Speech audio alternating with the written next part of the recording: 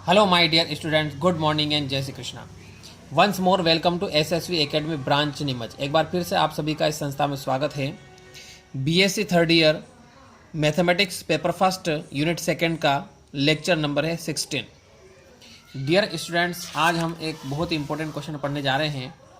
ये क्वेश्चन 2014 और 17 में पूछा गया है। ठीक है, वेरी आईएमपी क्वेश्चन है। क्वेश्चन किस प्रकार है कि यदि W1 और W2 एक परिमित विमीय सदिश समष्टि VF की कोई दो उप समष्टियां हैं तो ये अपने को प्रूव करना है। Dimension of W1 plus W2 equal to dimension of W1 plus dimension of W2 minus dimension of W1 intersection W2। English में किस प्रकार से पूछते हैं, इफ W1 और W2 are two finite subspace of vector space VF then prove that. इस type से question आता है। अब देखिए कैसे स्टार्ट करते हैं।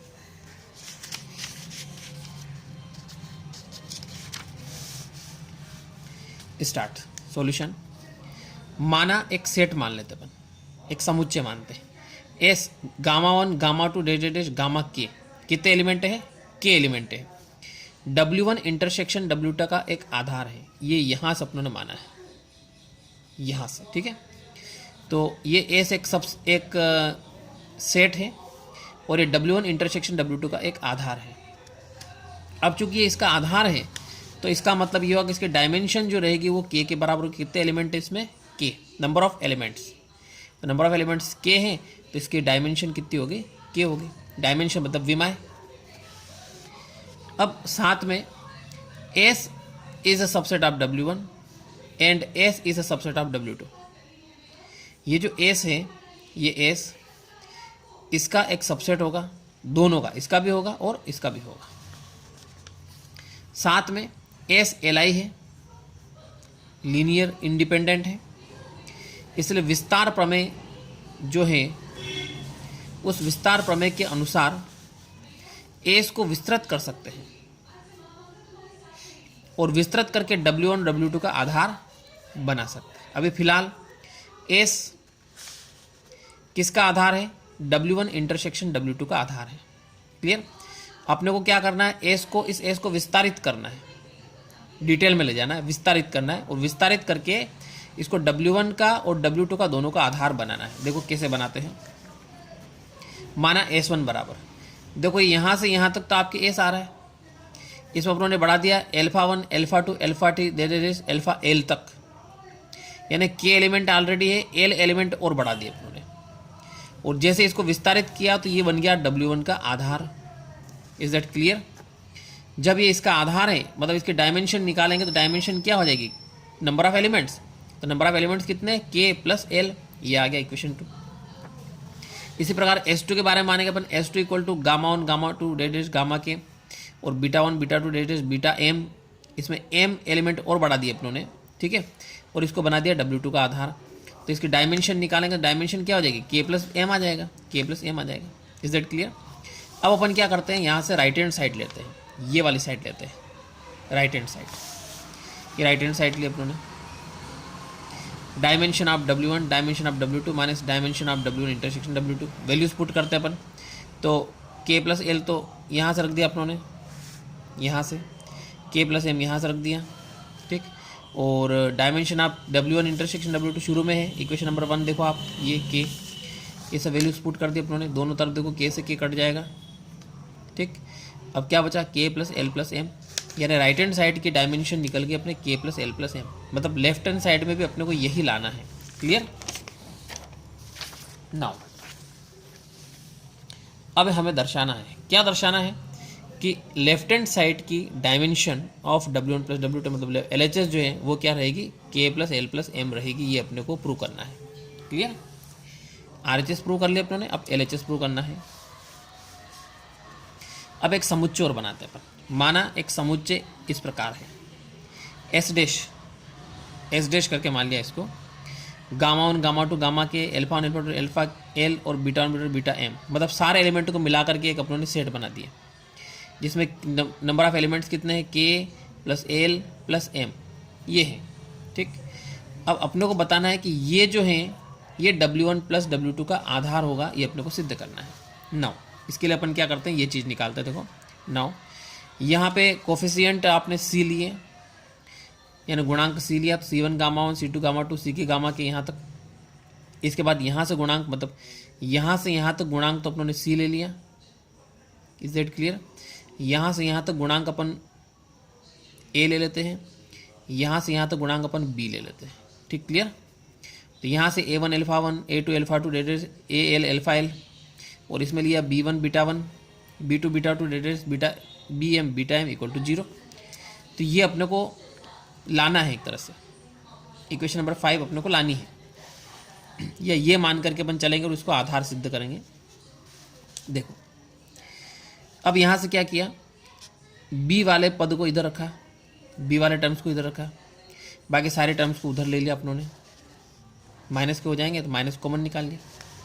फिर क्या हुआ, इधर आप ध्यान से देखो C1 गामा 1 C2 गामा 2 सी के गामा के, और कुल मिलाकर के आपके चल रहा है K plus L. Number of elements कितने हैं, K प्लस एल। तो K प्लस एल किस में आ रहा, देखो इसमें आ रहा है, W1 में आ रहा है K प्लस एल। ठीक, तो यहाँ पे अपन इसको W1 के बारे में भी लिख सकते हैं, या दोनों का इंटरसेक्शन के बारे में रिप्रेजेंट कर सकते हैं अपन, कि इधर के जो टोटल एलिमेंट हैं ये W1 इंटरसेक्शन W2 के अंतर्गत अंतर्विष्ट हैं। तो इसकी जगह अपन ये लिख सकते हैं। अब चूंकि ये दोनों इक्वल हैं, तो ये एलिमेंट यदि W1 इंटरसेक्शन W2 में है, तो ये वाला एलिमेंट भी क्या होगा, W1 इंटरसेक्शन W2 में होगा। Is that clear? क्योंकि दोनों इक्वल हैं, ये है, ये इसमें शामिल है, तो ये भी इसमें शामिल होगा। अब क्या किया अपन, अतः B1 beta 1 B2 beta that is BM beta M belongs to W1 intersection W2 को S के एक घात संचय के रूप में लिख सकते हैं। ठीक, अब S के एलिमेंट क्या थे, S के एलिमेंट ये रहे, gamma 1 gamma 2 date is gamma K, मतलब गामा के रूप में आपको लिखना है, इन एलिमेंट को गामा के रूप में लिखना है। तो देखो गामा के रूप में कैसे लिखा,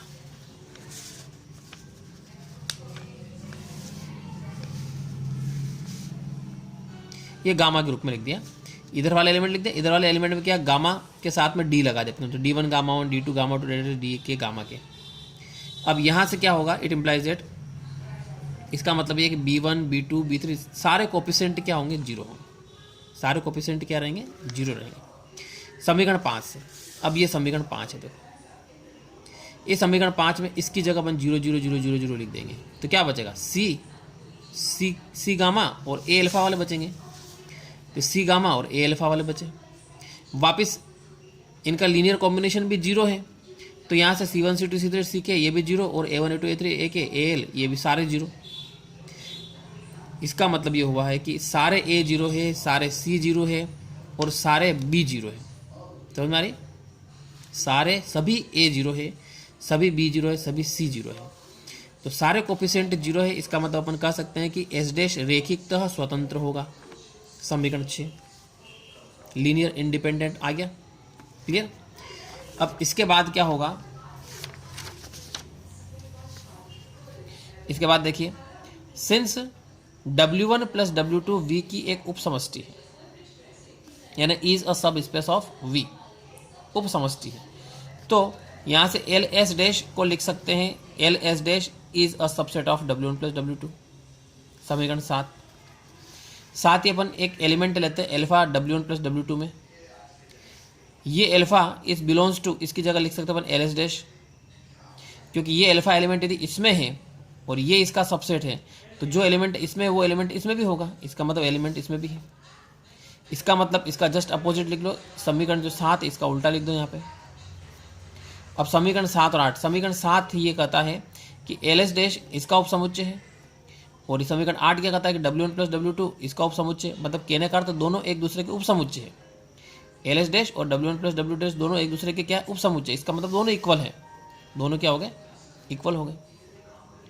तो यहाँ पे आधार के लिए 2 चीज़ें सिद्ध करना पड़ती है, एक तो रेखिकता स्वतंत्र, तो रेखिकता स्वतंत्र अपन सिद्ध कर चुके हैं समीकरण क्रमांक 6 में, ये देखो यहाँ पे प्रूव कर चुके हैं रेखिकता स्वतंत्र है। और वापस यहाँ पे समीकरण 9 में अपन प्रूव कर चुके हैं LS डैश और W1 प्लस W2। ठीक, इन 2 के आधार पे अपन लिख सकते हैं कि S dash W1 plus W2 का एक आधार होगा। अब आधार होगा तो इसकी डायमेंशन निकालेंगे, LHS में डायमेंशन निकालेंगे, तो डायमेंशन क्या रहेगी, सारे एलिमेंट्स को प्लस कर लो आप, के प्लस एल प्लस एम। ठीक, क्यों? क्योंकि देखो एच डैश में देखो आप, एच डैश कहाँ पे, ये रहा एच डैश, एच डैश। इसमें नंबर ऑफ एलिमेंट्स देखोगे तो के प्लस एल प्लस एम, तो इसकी डायमेंशन क्या होगी, के प्लस एल प्लस एम हो जाएगी। तो इसकी डायमेंशन क्या होगी, के प्लस एल प्लस एम हो जाएगी। ठीक, तो यहाँ से प्रूव हो गया अपने LHS बराबर RHS। तो डियर स्टूडेंट्स, आज का ये बहुत ही इंपॉर्टेंट क्वेश्चन है और ये आपको कंप्लीट करना है। आपको वीडियो कैसा लगा कमेंट जरूर करिए एंड थैंक्स।